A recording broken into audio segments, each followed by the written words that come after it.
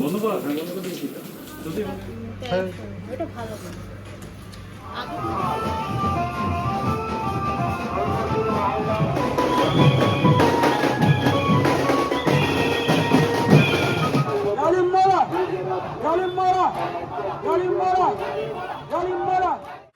আজকে সকাল থেকে একটা নতুন ব্লগ আমরা আরম্ভ করছি। এখন আমরা সকালবেলায় রান্না করে একটুখানি বেরোচ্ছি। এই বর্তমানের মধ্যে আমরা যাচ্ছি একটা জিনিস কেনার জন্য, সেটা হলো ইন্ডাকশন কুকার। তো ইন্ডাকশনটা কুকার না, সরি, ইন্ডাকশন ওভেন। তো ইন্ডাকশন ওভেনের জন্য ভাবলাম এখানে প্রেস্টিজের একটা শোরুম আছে, তো চলো দেখি সেই প্রেস্টিজের শোরুমটাই যাই। কেমন কি পাওয়া যায়, কত কি দাম, সেগুলোই দেখার জন্যই আমরা বেরিয়েছি। বাইরে রোদ আছে আজকে করা। সকাল আজকে আবার মহরম, ছেলের স্কুলও ছুটি আছে, সেই কারণে আমার কাজ টাজ করে গুছিয়ে তারপরে আমরা এই করছি দুজনে। তো চলো ওখানে গিয়ে দেখাবো, হ্যাঁ, কিরকম জিনিস আছে শোরুমে, কিরকম ইন্ডাকশন, কত ওয়াটের। তো চলো এসে গেছে প্রায়। এটা ভালো। আগে তোমাদের একটা প্রেস্টিজের কত ওয়াটের ছিল আগে, যেটা দেখি এটা দেখলে 1200 ওয়াট আছে। 1200, এটা 1600 ওয়াট। এইরকমই ছিল না একটা?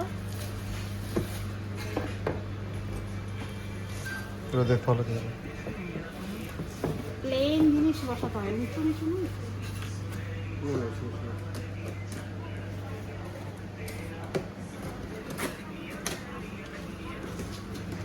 এটা 1600 ওয়াটের প্রেস্টিজের। আর কিছু প্রেস্টিজেরটাই ভালো, আর কিছু কোম্পানির হয়, এইটাই ভালো হয়। প্রেস্টিজই ভালো, ইউজ করতে হলে প্রেস্টিজই ভালো।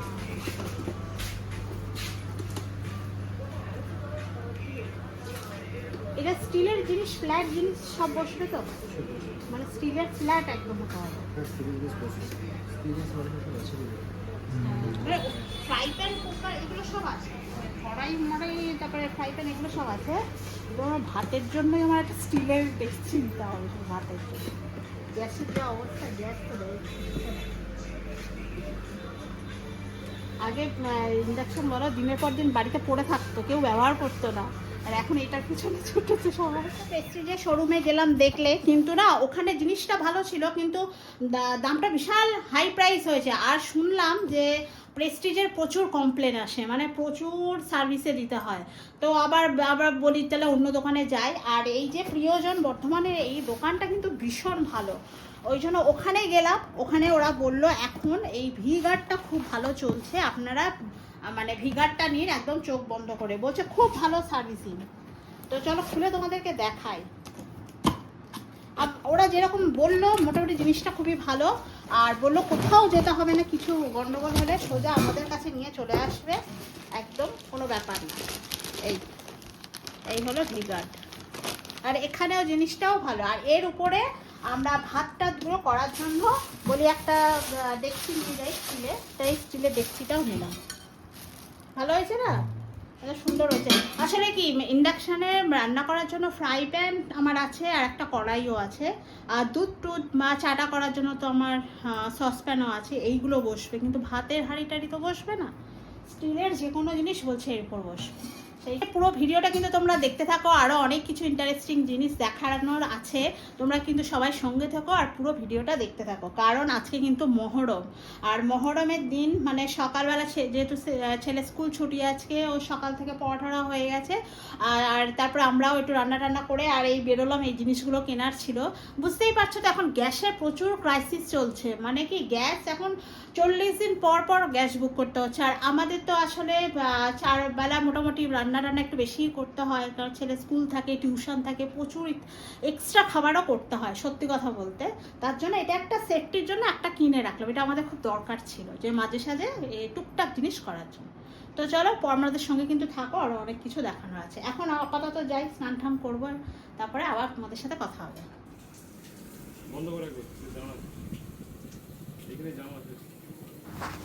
ওদিকে তো আমরা ওভেনটা কিনে নিয়ে বাড়িতে ঢুকলাম, তো এসে দেখি অলরেডি মিস্ত্রি চলে এসেছে, কারণ আমাদের বাড়িতে পাইপলাইনে বেশ কিছুদিন ধরে প্রবলেম হচ্ছিল, তো ওই জন্য মিস্ত্রি এসে দেখো কেমন ঝুলে ঝুলে কাজ করতে শুরু করে দিয়েছে।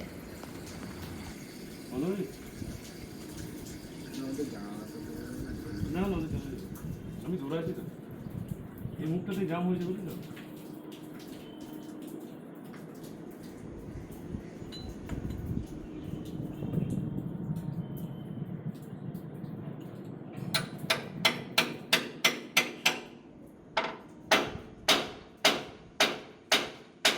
A few minutes later. আমরা আজকে চলে এসেছি মহরম দেখতে। রাস্তায় বেরিয়ে গেছে সব ঢাল নিয়ে, আর ছেলেকে টিউশন দিয়ে আর আমরা এসেছি। চলো তোমাদেরকে দেখাই, প্রচন্ড জোরে জোরে মিউজিক আর প্রচন্ড জোরে জোরে সব চিৎকার হচ্ছে, ওই জন্য আগেই বলে দিলাম। চলো দেখাই, এখানেই অলরেডি এসে গেছে, দেখাই চলো। আজকে আমাদের মহরম, তো সেই কারণে বর্ধমানে প্রচুর ঢাল বেরোয়, সেটাই দেখাবো আজকে তোমাদের। চলো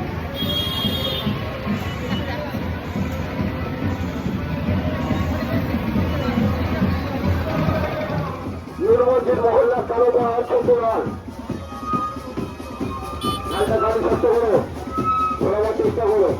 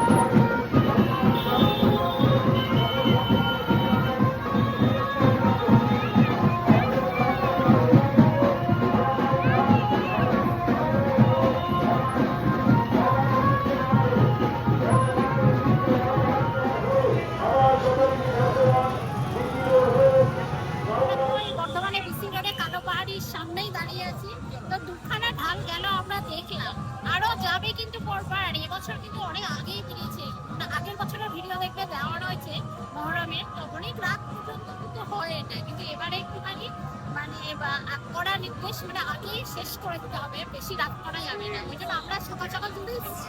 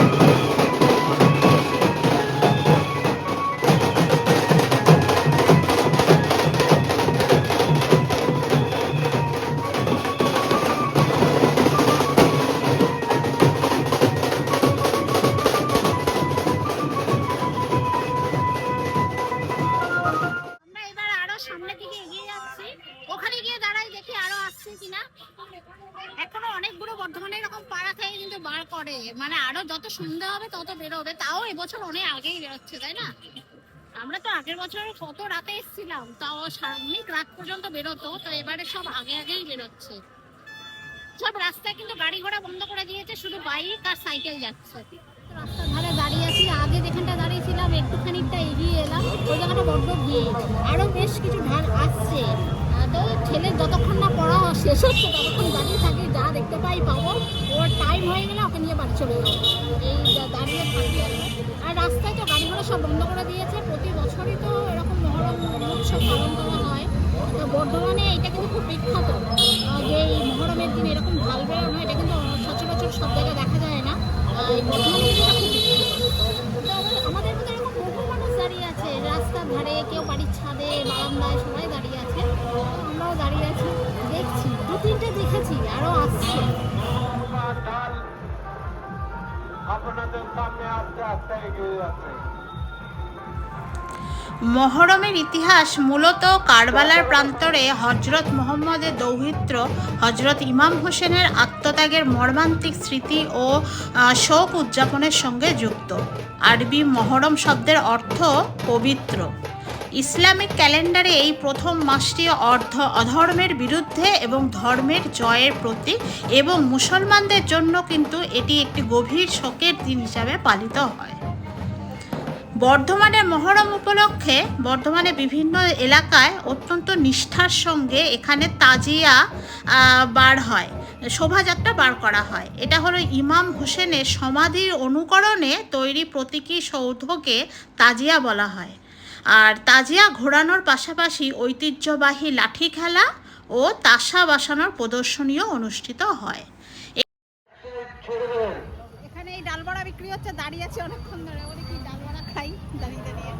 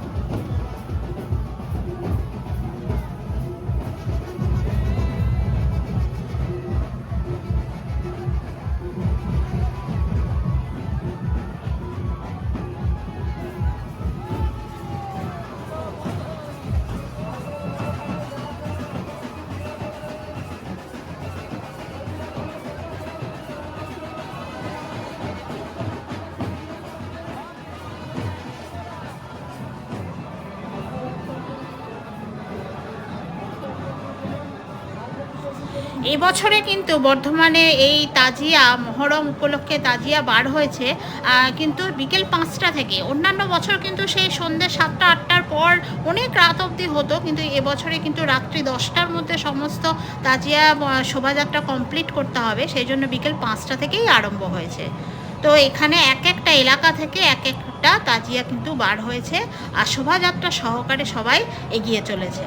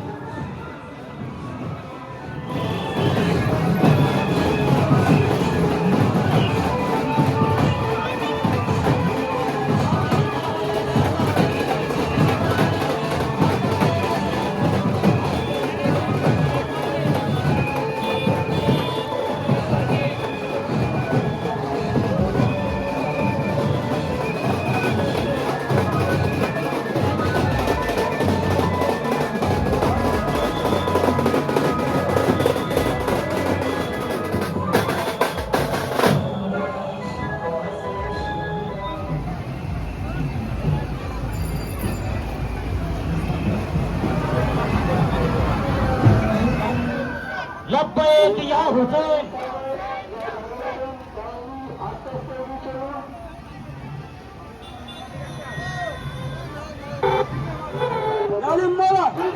গালিম্বারা গালিম্বারা গালিম্বারা নারায়ে হায়দারি নারায়ে হায়দারি নারায়ে হায়দারি নারায়ে ইমাম পাক নারায়ে ইমাম পাক ইয়া সাইদি ইয়া সাইদি ইয়া সাইদি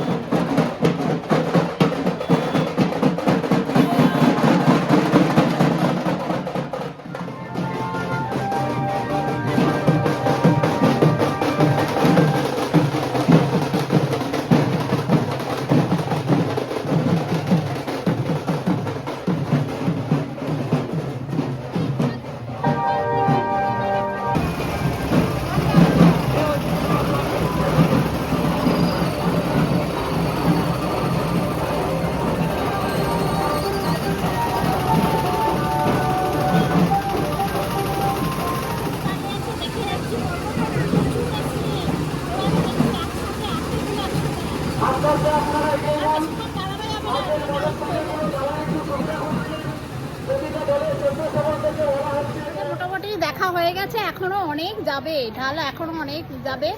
তা আর তো দেরি করা যাবে না, ওদিকে টাইম হয়ে আসছে, ওর পড়া তো শেষ প্রায়। তাই এখনই না বেরোলে কিন্তু আবার পৌঁছতে পারবো না, ওই জন্য যা দেখেছি এই অবধি দেখেছি। তো চলো তোমাদেরকে যতটা পারলাম দেখানোর চেষ্টা করলাম। বর্ধমানের মহরম উৎসব এইভাবে পালন করা হয়। তো বিশেষ করে সন্ধ্যের পর সবাই রাস্তার ধারে দাঁড়ায়, সবাই দেখে। তো আমরাও আগেও তোমাদের দেখিয়েছি, তাই এবছরও কেন বাদ যাবে, এবছরও আমরা চলে এলাম। অন্যান্য বারে ছেলে থাকে, আগের বছর ওকেও দেখিয়েছিলাম।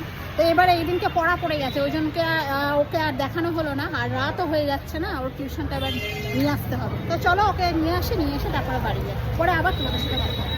কিন্তু টিউশন পড়া শেষ আর আমরা বাড়ি চলে এলাম, রুটিও কিনে নিয়ে এলাম একবারে। তো চলো আমরা ঘরে যাই। ব্যাগটা নেবো না? বাড়ি চলে এসেছি, তোমরা তো দেখতেই পেলে। তো একটু রাত হয়ে গেছে, সুতরাং আগে ভাগে আর চা খেয়ে আবার রুটি খাওয়া খেতে পারবো না। তো চাটা একদিকে বসিয়েছি, আর আজকে আমি এক তরকা বানিয়েছিলাম, ডিমটা জাস্ট ভুজি করে দিয়ে দিলাম, দিয়ে বলি রুটিটাও কিনে এনেছি, গরম গরম আছে। তা চলো তাহলে আজকে একটু তাড়াতাড়ি খেয়ে নিই। তা চা আর আলাদা করে খাওয়ার টাইম নেই সত্যি করে, তাই রুটি নিয়ে খাবো, একসাথে চাও খেয়ে নেবো।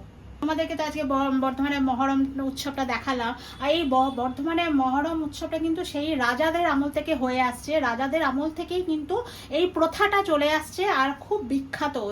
বিভিন্ন জায়গা থেকে কিন্তু এখানে সব মানুষ আসে, ওই জন্য এই বিভিন্ন জায়গা থেকে ঢাল বেরোচ্ছে না, এটা সেই রাজাদের আমল থেকেই হয়ে আসছে। এই জন্য এটা হলো বর্ধমানের একটা ঐতিহ্য। তো সেই জন্য এই জিনিসটা কিন্তু সব জায়গায় দেখতে পাওয়া যায় না, এই বর্ধমানে কিন্তু এটা বিশাল বড় করে হয়, সেটাই তোমাদেরকে দেখালাম। আর আরেকটা জিনিস, এখানে যত যে মিউজিক বাজছে বা যত গান বাজনা শুনতে পাচ্ছ, গান তো বাজছে না, যত মিউজিক সেগুলো কিন্তু কোনো ডিজে মিউজিক না, এখানে সব নিজেরা হাতেই বাজানো। তোমরা দেখতে পেলে ভিডিওতে যেসব ড্রাম বাজাচ্ছে, এখানে সব মুখে বাঁশি বাজানো, মুখে বাজাচ্ছে, তারপরে সানাই বাজাচ্ছে, তারপরে ড্রাম বাজাচ্ছে, সবই কিন্তু হাতে, কোনো ডিজে সাউন্ড নেই। তো চলো আজকে আমরা খেয়ে নিয়ে, খাওয়া রান্না হয়ে গেছে যখন, আর গরম গরম রুটিও এনেছি, চলো আজকে খেয়ে নিই, আর এদিকে চাও আমার রেডি।